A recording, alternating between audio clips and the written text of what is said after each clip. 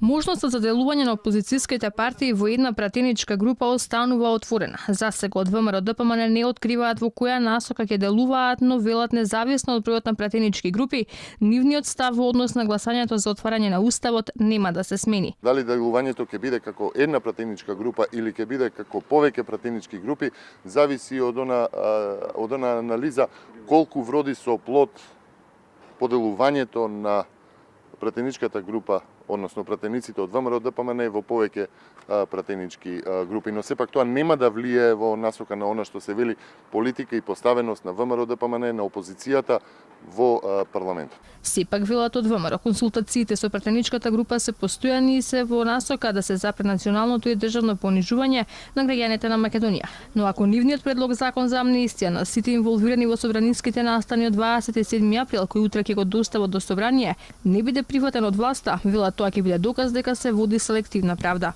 Неизвестно е како ќе се реализира помирувањето кое го нудеше ЗАЕФ, ако СДСМ како што веќе најавија не го прифатат предлогот на ВМРО ДПМН.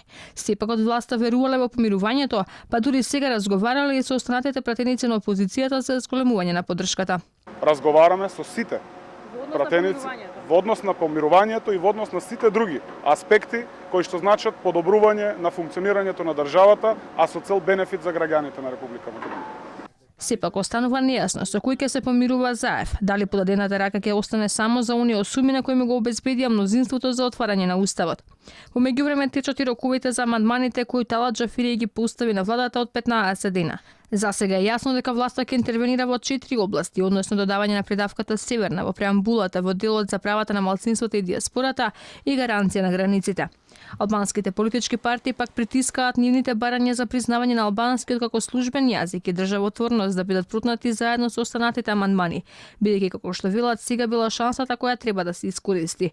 Од Бесана сами веќе поднесоа 4 амандмани како услов за поддршка до крајот на гласањето, а од Алијанса на села се уште се консултираат околу барањата, но нема да поднесат амандмани додека владата не ги достави нивните амандмани во собранието.